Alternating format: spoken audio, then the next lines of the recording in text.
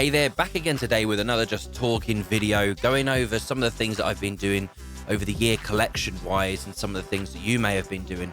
It'd be interesting to see what other people have been doing over the year, with it being locked down and stuff like that. I know a lot of people have been getting into like old things that they used to do and stuff like that. And one of the things that I really got into was all the old N64 stuff. I've played tons of old games on my channel this year, or the previous year, I should say. And then this year, I look to be going into a load more. So what I wanted to do was I wanted to go over some of the N64 collection that I've got this year. I've mainly been looking for games in boxes and ones that I played when I was younger, although I have picked other games up. The first one that I'm going to show off is this, Banjo-Kazooie 2. So it's the Japanese version, Banjo-Tooie. And I'm not sure that will play on a UK console, and I still need to purchase a console. I haven't got around to that yet, but I have been purchasing like games here there.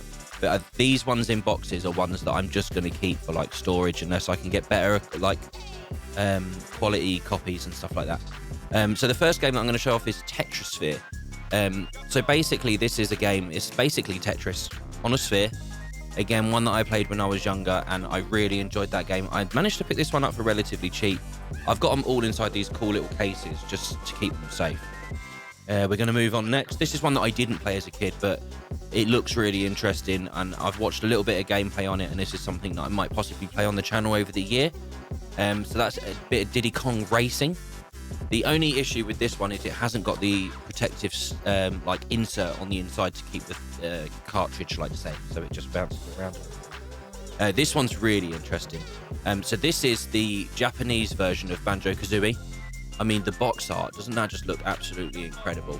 Like, that looks so much better than the English edition. I don't know why their editions look so much better, and that's the only one that actually fits the sleeve, because they're like Japanese sleeves, and I haven't actually got the ones for the UK editions yet. I need to pick up some of them, but they're all ridiculous prices. So yeah, Japanese version, and then the UK version. And I managed to get this in really good condition. Still with the original price label on it, $49.99. It just goes to show, when people say like, oh, games are getting really expensive and that, the fact that they could sell an N64 game. When was this released? Has it got a date on it? It says 1998. So whether it was, do you know what I mean, 98, if that was when it was actually released. It says, I'm not going to read into that.